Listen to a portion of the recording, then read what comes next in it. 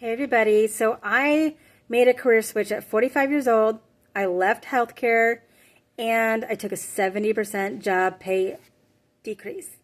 Crazy. I'm not having a midlife crisis, and I promise you at 47, 2 years into this, I'm happier than ever and I made the right choice, at least the right choice for me.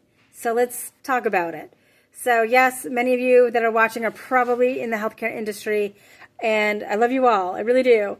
But it wasn't working for me, and not anymore, because healthcare is no longer a healthcare model. It's a sick care model, and I don't want to be part of the sick care model. I worked in compliance and accreditation, so I was not a doctor, and I'm not a nurse. I worked with the doctors, so I accredited their medical residencies programs, their fellowship programs, and or created new programs for them. I also kept the doctors in compliance. So I had over 100 different specialties: surgery, neuro, ortho, dermatology, internal medicine, pediatrics, you name it, I had it all. And I had over 1,000 doctors, 1,000 residents and physicians that I needed to make sure met compliance through the state, through federal, and through the accrediting body. So it's a lot of work, and it's a high pressure cooker type of a job, but it comes with a lot of self-respect and self-esteem, in my opinion. You are indirectly doing something good for the community and for the patients. But, when you get to help make physicians successful, you get a lot of joy in that. And I had gotten a lot of joy in that. Maybe I was a little bit green-eyed starting this in 2011. And when you work in these compliance type of a roles, you do see the ugly, the dirty, and what's behind the closed doors. And it was eating me alive, and it was killing my spirit, to be honest. While I made a lot of money financially, I was healthy. Emotionally, I was not, and spiritually, I was not. And I knew eventually it was time for me to go. So I worked in graduate medical education, like I said, accrediting and working in compliance.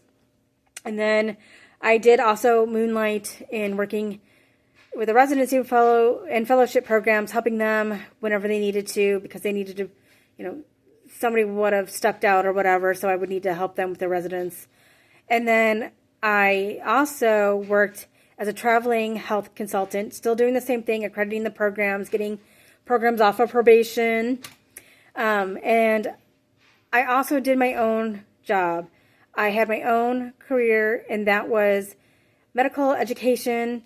I was consulting for medical students, mostly for foreign medical education students, to help them get into the U.S. Residencies. So a lot of stressful related responsibilities and duties, but it kept me going because I felt that the job was important and there was some sense of reward, not just financial reward, but reward for what I was doing and, helping make a difference. One of the jobs that I forgot to say, is that I was traveling and working with medical students, educating them on post-career opportunities, helping them with their contract. Also, because I have a counseling background, the quotas were being met for ACGME, that's accrediting agency, to help medical doctors reach some sense of peace. Suicide is a very real factor for physicians.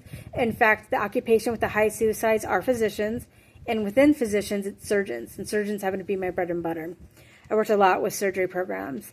So I would use my counseling background and really help them understand just how to navigate the difficulties that they have to face. Doctors take on the burdens and challenges and stresses of their patients, and that can, unfortunately turn inward, and they don't know necessarily coping mechanisms to help heal themselves and recover from their bad days. Not every doctor makes it in the OR successfully with 0 patient casualties, you know what I mean?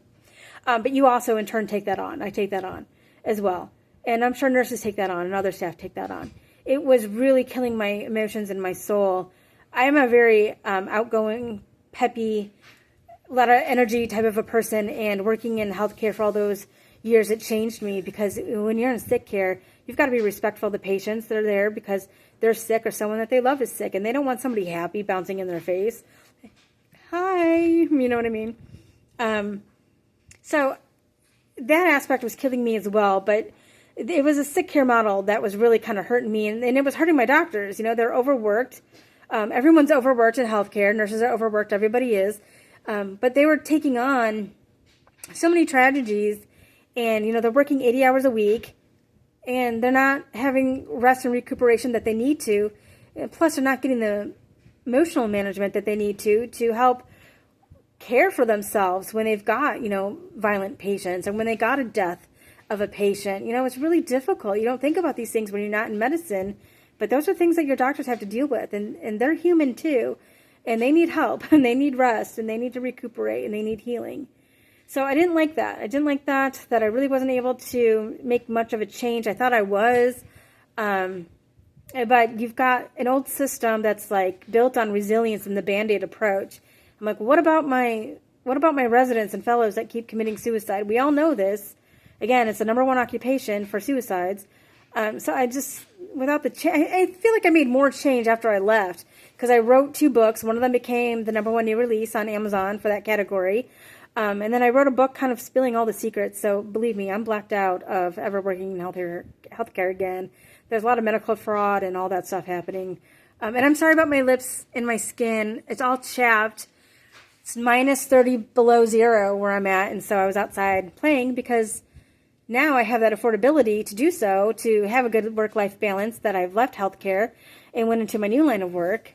So, that was another reason, is like, what am I doing with my life besides working it away? When you make 6 figures, you have to give them more than 6 figures. You know what I mean? If I have a job for $20 an hour, I'm giving them $20 an hour, and that's it. And that's all they expect of me. But a 6-figure job, you have to be available 24 hours. 5 o'clock doesn't mean anything to you. You're always going to have your phone with you. You're answering calls, answering emails. That's the deal. I was financially rewarded, very much for it, but, it was killing me. And I didn't want to be around watching my doctors slowly die, inside out, so to speak, and becoming numb. So I made a bunch of suggestions, and I made a bunch of curriculum plans, and I did a lot of speaking engagements. I did a lot of continuing medical education. So I hope I left it with a change, and I did all that I could do, and I realized I need to change. And mostly because, again, this model is becoming consumer-based, not need-based. You can go to a grocery store, and now you can go see a doctor. You can go to a convenience store to go get toilet paper, and now you can go see a doctor. You can get your vaccines, you can get your flu shot, you can get your physical done. If you're sick, if you got a cold, you need to go see a doctor, you need to get a prescription. You can go do it all at CVS, at Walgreens, at Walmart. It's just nuts to me. I don't participate in that, because we're creating a culture that's codependency on healthcare, and we might not need it. And I want to talk to you about how doctors are in this situation by choice, essentially. You, as a doctor, get 2 choices of an income, for the most part.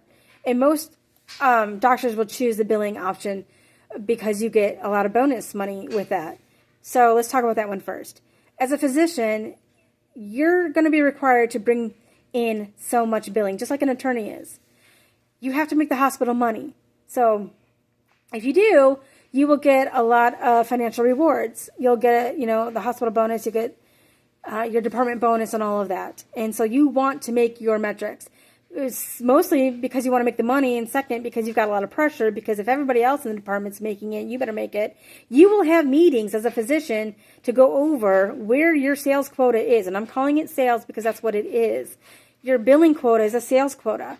To meet that, well, you either better get online and start advertising your services, or you better start having your patient base get treated for things and get tested for things that maybe they don't need.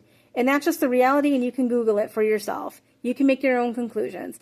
But the reality is that patients are now being tested for things they don't need. They're doing blood work for things they don't need, and they're being told to come back in 6 weeks when they don't even need to come back in 6 weeks. The hair care model is that. Oh, go to the receptionist before you leave so she can schedule you in 6 weeks from now so we can cut off the, split ends, the dead ends of your hair. Well, that's what doctors are doing now too. And they're being taught the sales model in residency. They're also being taught it after they graduate, and they're going for all these continued medical education credits, which is called CME. They have to go through CME, and a lot of them will go for, more sales approach, because they all have some sort of billing in their contract. They have to make it. If they make it, they get financially rewarded, and if they don't, typically, the the hospital will work with them. They usually sign a 5-year contract. So they got that many years to improve, and if not, they're fired. Some of them, if they just continue to decline, they'll go ahead and terminate them.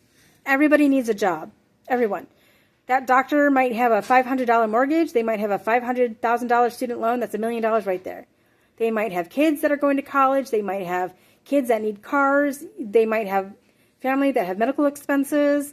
Everything needs to be paid for. So no one's going to be like, oh, well, I won't make my billing. I'll go ahead and risk losing my job that I went to school for 12 years for. That's just the reality of what these contracts are looking like now. The other contract is an income guaranteed contract. So that one, well, the hospital will say, okay, you need to make me, let's just say $250,000. Bring that in every year. And if you don't, you have to make the difference. You have to pay me back. So if a doctor's only making $200,000 a year, then they have to pay back that $50,000. That's a lot of money for people. I don't have that off the top of my fingertips. I can't even borrow that amount, to be honest. So I don't want to be part of that sales culture where we're making healthcare almost like a sales situation. You can go on Groupon and you can see sales for surgery, coupon sales for surgery, not just lip injections. And no, this is not lip injections. I'm just chapped from this freezing cold that we have here. But that's not okay. Going on to a discounted website to get surgery, come on. And it's not just lipo. So I don't agree with it. And the reality is that our grandparents' healthcare model is never coming back. When I was born in 78, you didn't have the sick population that you do now. And the sick population is coming from the terrible foods that we eat. We have food-like products. We're taking out the nutrition. That's what GMO is. You've got third world countries that are eating better than we do, and their third world countries are poor. They don't really have access to health care, but yet they're healthier. They're healthier. All of Latin America is really heavy on red meat eating. I lived in Argentina. That's all they ate. Very poor country. They do allow GMO, but they're getting the foods that our ancestors have grown up on and never had a problem with. And now we've got lab-grown meat, and everyone's telling you that you're a bad person if you eat meat. But yet that's what's making us and keeping us healthy. Do your own research. You don't have to believe me. So I wanted to get out of that system that I personally think is based on a lie and is based on creating a sick population, making you believe that you're sick. You don't need to go back in 6 months. You probably don't even need half the tests that you were given. They just needed to meet their billing metrics because they want to keep their job. We've got a silence culture, a bullying culture in healthcare. That's just the realities. We know that during COVID, those that spoke out got fired. They lost their license. Physicians that don't want to do abortions, they get fired. They lose their license. That's happening, and it's legal. And it's up to the judge if the judge wants to do something about it. But most of them will side with the medical license, which is in every state.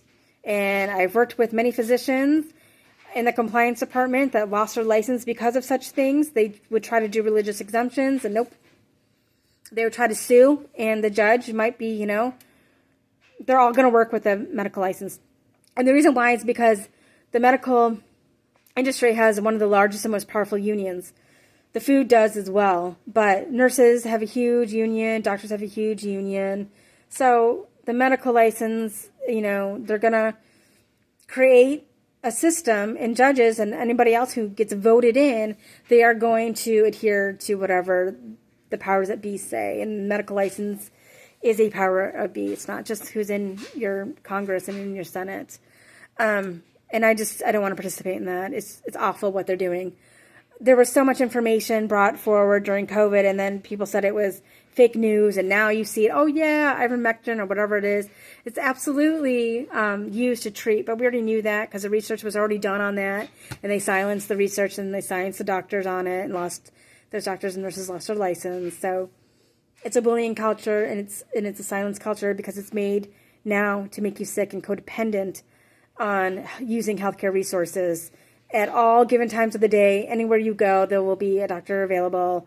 Now you got to get vitamin shots because there's no vitamins in the food anymore because it's, even the organic soil, it's been seeped in with the Roundup from the neighboring farms, right? So It's terrible. But I would love it if you guys would follow me. If you do want to switch careers, particularly in the seasonal work, that's what I did. That's what my videos will mostly be on.